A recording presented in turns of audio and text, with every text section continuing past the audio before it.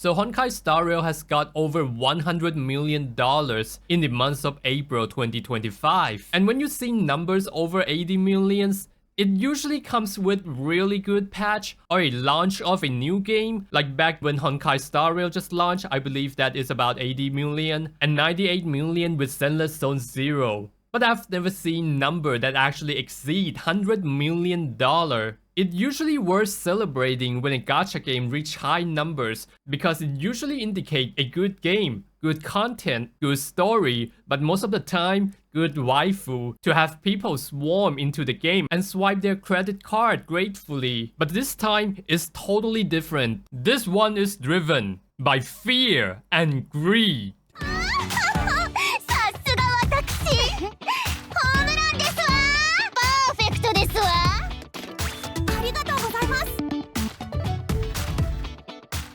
This is Castris. She's the sole reason why Honkai Star Rail got over 100 million of revenue this month. And no, she's not just another gacha waifu. She does have a pretty good design with the element of mummies and necromancer and butterflies and really good character story and development. Not that I've played through the story cause I don't want to sit through 50 hours of cutscene just to get to her story. And I haven't played Honkai Star Rail for a while. But no matter how well is the character design, how good is the story, it should never be enough to reach that 100 million milestone. It just never happened before. And yes, she's the most broken characters in the entire game, but we all know that is still not enough. And according to the lore, she has the power to control life and death. But little did we know that she also has the power to shift the whole gacha industry. For those of you who are familiar to the Honkai Star Rail, you all know exactly why. The global passive is almost like power creep in Honkai Star Rail isn't good enough to squeeze out the milk out of your wallet. They want to choke right into your nipples until they see the blood. So they came out with this global passive bullshit. Even though they already have really bad reputation on radical increase in power creep, the audacity to push monetization even further is next level manipulative and evil. Like, come on, Da Wei, you already cry on the stage. What kind of shit show you gonna do next? Break dancing into kneeling down or what?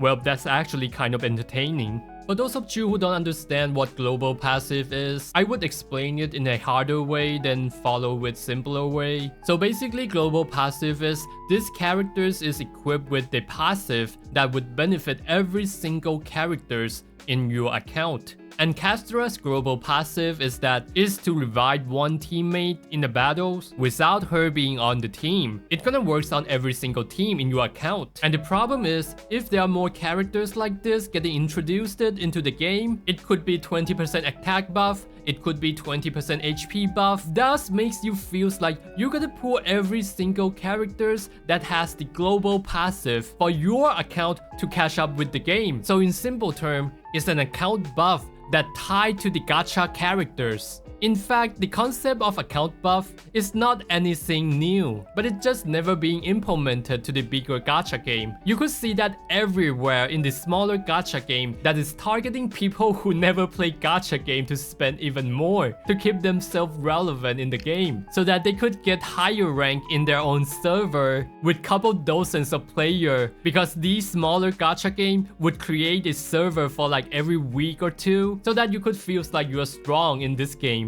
And for anyone who played gacha game for over like few years, we could recognize this exploitative pattern almost immediately. Because at some point, we got fucked in the butthole by these gacha strategy at some point. So that's why there were a lot of lashback from content creator, because we could see where it's going. It's so obvious. And what global passive would do is that instead of pulling a characters for the love of it, and more importantly love for the game, they exacerbate the part that you're pulling it out of fear. By exacerbate, I mean they already do it with the power creep, basically making characters in the earlier patch irrelevant. And now if you don't own all of the characters with the global passive, your account gonna fall behind. We could deal with power creep by just having more discipline, by planning our pools, but with global passive, you do feel the incentive to pool for older characters with global passive. If this is not clear enough, At this point, if I don't pull for any older characters in the Honkai Star Rail, I wouldn't lose anything because I could have just waited for the more powerful characters. But let's say we fast forward for 2 years later. If I don't have Catalyst, I do have to go back and pull for Catalyst for the global passive. They are pushing you to pull for the characters that you are not playing. I believe that bigger content creators out there like Tectone and Mr. Pokey has called out for boycotting to skip the Catalyst. I could see where the boycotting is coming from because this global passive could be really damaging for the game,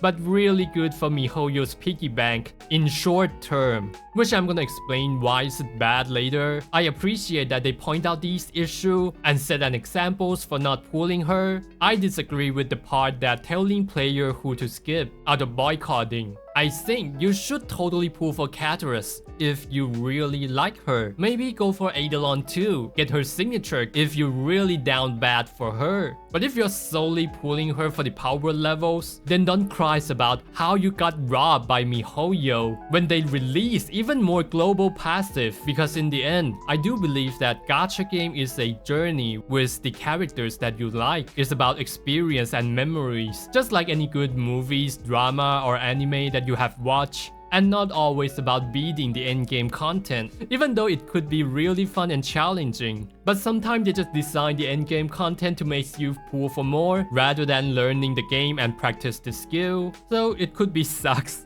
And if that's the case, you want to be able to recognize that so that you don't fall into one of their monetizing strategy. But let's get back to the boycotting. Why didn't it work?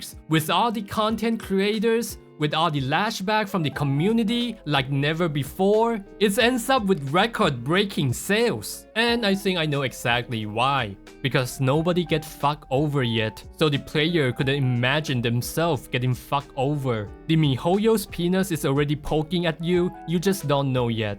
For every single time in the gacha history, there have to be somebody getting screwed over publicly and badly. For gacha game to make the change on the system, there has to be a scapegoat to show this. For player to realize that it could be them, to have enough voice and lashback for the game dev to make a change. Buckle up your seatbelt, cause I'm about to tell you a story from 1,000 years ago, back in 2016. The ground zero, the Adam and Eve of pity system. But it doesn't eat apples, it suckle up somebody's wallet dry. A Japanese spent over $6,000 to get a characters in Grand Blue Fantasy, and it was so-called the Andira incident. So it was apparently rigged allegedly, and this Andira incident also got the Japanese mainstream media's attention. It wasn't really a huge story in the West, and the Cyber Game, the studio behind Grand Blue Fantasy, fixed this with 300 pities. And yeah, of course, the Staff of Homa incident. Tectone spent over $2,000.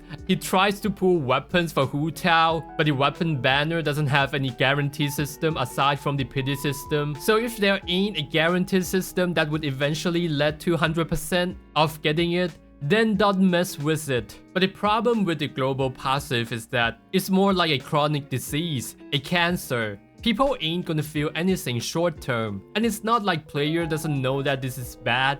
All of them know it's bad, but majority of the player would think this is tolerable. But to think about it, global passive is just another form of FOMO element, just like the daily quest, weekly quest, the limited characters, but it's stronger. But the problem with implementing this extent of FOMO, it could keep player playing the game, but it also make the game too harder to get back, cause you're gonna work a lot more to catch up with other player. It's gonna be harder for new player to join the game, and harder for returning player, and definitely tiring for the active player. I think it's gonna take about a year or two for player to reach the point that they are not going to be okay with this anymore, cause they gotta keep pulling every single characters that has global passive and maybe quit the game or not log in as much, and the dev won't do anything about it until the lashback is justifiable or there are like government's official get involved. This is working exceptionally well. I would be surprised if there is no gacha game trying to catch up this trend, and this is the reason why I said gacha game will never be the same anymore. Anyway, my message is really simple. You should keep playing the game and spend on the game for the enjoyment and not out of fear of missing out. And as soon as you get bored with the game, you just play less or quit for a while and come back. And as for spending, don't spend on anything that you feels like you are pressured to do so. Anyway, like and sub if you like the video, and see you next time.